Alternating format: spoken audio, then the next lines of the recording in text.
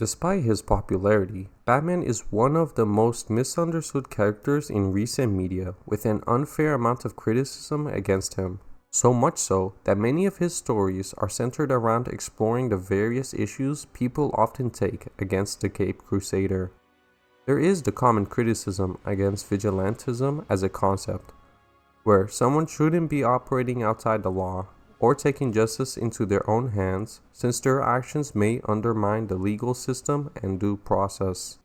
With no governing body holding someone accountable, the lack of oversight could lead to an abuse of power and disregard for civil liberties. But it is seen worse in Batman's case when considering Bruce Wayne's massive fortune. Many argue about how he should be using his absurd amount of money helping Gotham City directly instead of spending it on the Batcave, Batcomputer, Batplane, Batgrapple, Batshark repellent, and all his other high-tech trinkets. They claim that the only reason he doesn't is due to his psychological issues. Batman's origin story involves witnessing the murder of his parents, which fuels his obsession with justice and crime fighting, further emphasized by the fact that the sole reason he even dresses up as a bat is due to his childhood fear of them. His single-minded focus on the mission and refusal to seek therapy or address his psychological trauma, no matter his age, can be seen as unhealthy. More so with how he appears to handle his PTSD by regularly beating up the poor that are forced to commit petty crimes, and how all these problems are thrust upon the plethora of young sidekicks that Bruce mentors. For the sake of brevity, we will just be doing a quick rundown of the more prominent and straightforward Robin iterations. Handling topics like Batman's relationship with Batgirl would completely derail this one and would need a separate video on its own. Having addressed that minor caveat, we can start with Dick Grayson himself. The first Robin, and eventual Nightwing, had a close and positive relationship with Bruce Wayne. He was taken in by Bruce after his parents' death and became his trusted partner. Just like the subsequent Robins, Bruce acted as a mentor and father figure to Dick, guiding him in his crime-fighting journey. But Dick was often depicted as a young and inexperienced crime fighter, which eventually made Grayson set out on his own and move away from Bruce and Gotham entirely. He feels a strong desire to prove to everyone that he can be just as capable as the Batman, something else that many of the Robins would share and bond over.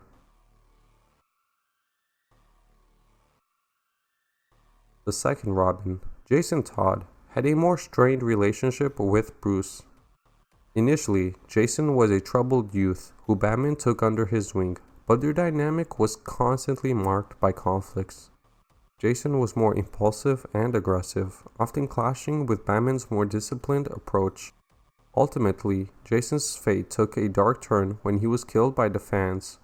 For those unfamiliar, DC Comics conducted a poll in 1988 to determine whether Robin should live or die. The readers actually voted for Jason's demise, resulting in the infamous storyline, A Death in the Family. Critics argue that this storyline showcased a general lack of regard for the well-being of Batman's sidekicks and how it exploited their vulnerability. The third Robin, Tim Drake, had an arguably more complex relationship with Mr. Wayne. Unlike the previous two strays, Tim is the one that found Batman. He was able to deduce Batman's secret identity and sought to become his new Robin after Jason's death. Bruce was initially reluctant, thanks to the whole bombed warehouse fiasco that Jason went through. But Tim's persistence and detective skills convinced Bruce to take him on as the new Robin. Sadly, Bruce was not able to move past the extreme trauma he had faced with Jason's death. He became stricter and more distant with Tim in an attempt to protect his young protege from the dangers of crime fighting. Drake's emotional isolation from Batman would be depicted in various storylines where Batman withheld trust, excluded Tim from important missions, and generally displayed a lack of emotional connection. Critics argue that this treatment reflected Batman's obsessive and controlling nature, which could be detrimental to his sidekick's well-being. The fourth Robin, Damian Wayne, stood apart from the others by being Bruce's biological son. He had a complex and often turbulent relationship with his father thanks to his past of being trained by the League of Assassins. Damian initially displayed a ruthless and arrogant attitude, which led Bruce to prioritize instilling his son with discipline and passing on the values of heroism. Their relationship was characterized by conflict and a struggle for control, which raised concerns about Damian's emotional well-being and about what influence the League of Assassins and the Robin work had on his development. As you have seen, each of the Robins have a unique relationship with the superhero from their start, the dynamic, and the end. Each reflects a different aspect of Batman and are often the prime catalyst for character growth within the stories. For us to develop a deeper understanding of the complexities surrounding the Robins and the criticisms against Batman, we need to understand the core aspect of the mythos.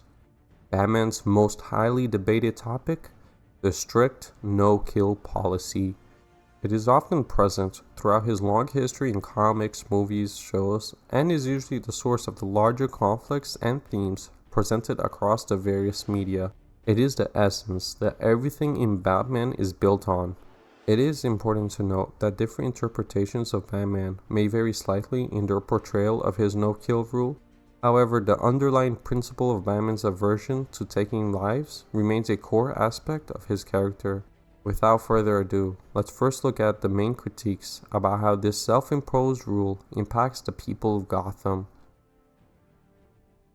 Critics argue that by not killing, Batman perpetuates a cycle of violence. Since he doesn't permanently eliminate dangerous criminals, they have the opportunity to escape or be released, only to commit further crimes. This can lead to an escalation of violence and put innocent lives at risk. Batman's refusal to kill may be seen by criminals as a weakness or an opportunity to exploit. Knowing that they won't face lethal consequences, some criminals may become more emboldened and less deterred by Batman's presence. The biggest representation of this effect is the Psycho Clown himself. Joker's most prominent and consistent feature is how his overarching goal is to win against the Batman by making him kill. He knows that the only way that would ever happen is if Batman's principles completely break. It is why Joker is so hell-bent on causing so much random violence and pain. By not eliminating dangerous criminals, Batman risks the safety of innocent people. The villains he captures often escape from prison or cause harm again, putting Gotham City's citizens in constant danger. Taking it a step further means you could even say that Batman is prioritizing the life of criminals over innocent civilians. Critics argue that Batman should prioritize the safety of the majority over the lives of the criminals he spares. Batman's no-kill policy can lead to ethical dilemmas. For example, if he refuses to kill a supervillain who poses a massive threat to Gotham City, it may be seen as prioritizing his personal principles over the greater good. Additionally, some argue that Batman's use of excessive force can cause severe injury or even indirectly result in death, which contradicts his no-kill rule. Critics contend that Batman's no-kill policy sets an unrealistic standard for crime fighting. In real-world scenarios, law enforcement officers often face situations where the use of lethal force may be necessary to protect themselves or others. Batman's refusal to kill can make it difficult for some readers or viewers to relate to his choices or see them as practical in a realistic context. But this is far from the truth, and actually demonstrates the realism within Batman stories. Like most comic book stories, the level of realism varies greatly depending on the interpretation and portrayal of the character, but there is always an undercurrent of the real battle for peace and betterment. The story about Batman is not one about a single man or superhero. It is about the embodiment of human achievement, a symbol that stands side by side with God's. Someone that demands respect from his allies and enemies alike. One that deserves to be called the absolute greatest, because there is no difference between Bruce Wayne or Batman. Unlike many other heroes, he commits his entire well-being to protecting Gotham 24/7. a city notorious for its high crime rates and corruption within its law enforcement and political systems. Gangs, organized crime syndicates, and supervillains often terrorize the city, making it unsafe for its citizens. The constant threat of crime and the presence of superpowered individuals have instilled fear and mistrust in the general public, affecting their daily lives and mental well-being. There also isn't any end in sight, thanks to the poverty within the city. Gotham's very infrastructure, including its buildings and public services, often suffer from neglect and disrepair, with public servants like the police being unable to change things thanks to corruption. The lack of opportunities in some neighborhoods makes them more susceptible to crime, and the abundance of unaddressed psychological issues for the criminals means there is no hope for Gotham to improve. That is, until Bruce decided to make a change.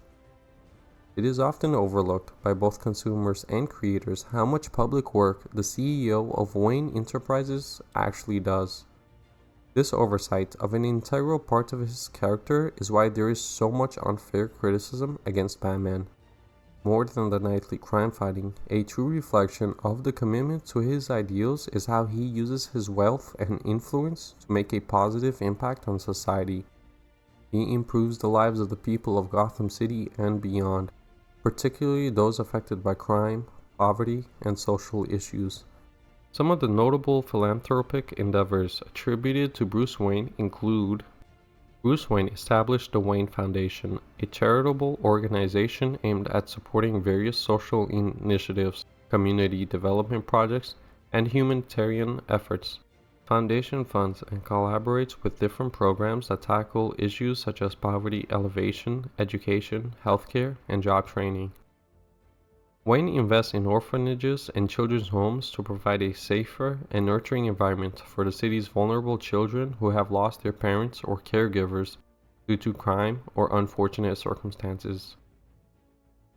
Bruce Wayne is known to fund and support initiatives that address homelessness and poverty in Gotham City.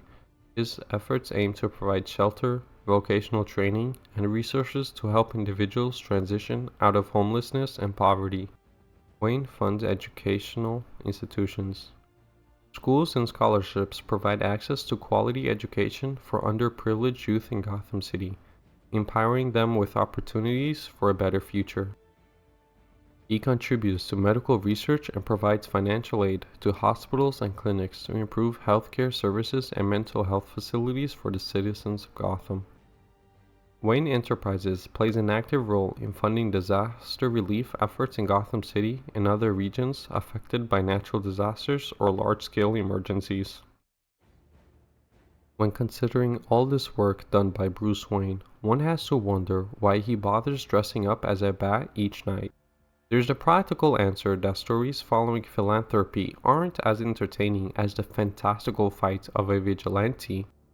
There's also the critical answer people have that Batman secretly enjoys beating up the unfortunate criminals, but both of these take away from the more depressing answer as to why Bruce needs to be Batman.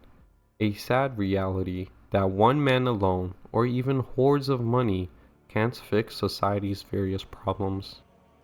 Just like in our world, societal issues are often immensely complex, with constant debates about how to best mitigate problems, much less resolve them completely. While viewing the mythos from this angle, we can understand why this superhero resonates with so many people. Perplexingly, Bruce Wayne's wealthy upbringing makes him deeply relatable. All the memes aside, it shows how tragedy can strike anyone regardless of their background and how difficult it is to completely overcome traumatic events, especially as a child. There is an emphasis on how a lot of people strive to have functioning and productive lives using their personal pain they suffered to grow more sympathetic to those around them. Bruce understands the psychological toll that killing can have on an individual's conscience and mental well-being. By refusing to kill, he spares himself from becoming desensitized and losing his own humanity. It means that he will always be held accountable for his actions. Prohibiting killing ensures that his actions will not escalate further from vigilantism to outright murder. By adhering to his no-kill rule, he maintains a distinction between himself and the criminals he fights, ensuring that he remains on the side of justice. That is why virtuous characters like Commissioner Jim Gordon often work alongside Batman, even if it needs to be done from the shadows. They support Gotham City's symbol of hope and justice, the ultimate representation of humanity's belief in reform. In order to achieve his ultimate goal of inspiring societal change within Gotham City, he himself must hold a belief that even the worst individuals, like Joker, are capable of a better path. Like in real life, the success rate of reducing recidivism in Gotham isn't as high as one would hope. But there is still a noticeable positive effect on society, and that's all that matters to Bruce. He knows that realistically his efforts will be in vain when he stops being Batman. It is why he tries to transcend his own mortality and inspire his ideology to citizens and criminals alike. As the people are filled with more hope, and the villains with fear, the idea that anyone can make a difference and stand up for what's right slowly becomes ingrained into the city. We often see this on the social scale, with crime rates lowering and citizen safety improving after Batman starts working. We also see the positive influence on a personal scale with how the Robins turn out. I know that seems counterintuitive, since all the Robins are depicted separating themselves completely from Batman as they become adults. But that might be for the better, since it's natural for kids to evolve away from their parents as they become capable themselves. Robin's separation from Batman usually marks a natural progression of the character's journey, where they step out of Batman's shadow and establish themselves as capable heroes in their own right. This dynamic has been explored in various comic book storylines, with Nightwing, Red Hood, and Red Robin each forming different ideologies, skills, teams, and personal lives. Batman is typically depicted as being obsessively controlling, but he still provided each of his disciples an opportunity to form their own ideologies, even when he personally disagreed. It meant that many of the Robins were able to surpass Bruce in various ways. For example, they have been shown to be mentally healthier people that demonstrate immense compassion to others and are able to connect with loved ones and enjoy life, striking a better balance between their personal and hero lives. Even with all the trauma each one of them personally experienced since childhood, Bruce was able to help them move past their personal obstacles. And I think that speaks volumes to why Batman is so determined to keep helping others through crime fighting and philanthropy. He embodies the idea that a single person, driven by a noble purpose and determination, can make a significant impact on the world. Batman's greatness stems from his human vulnerability, psychological depth, resourcefulness, memorable adversaries, and timeless appeal as a symbol of justice and heroism. But above all, his most profound achievement has been helping others like the Robins move past their trauma, even if he never did himself.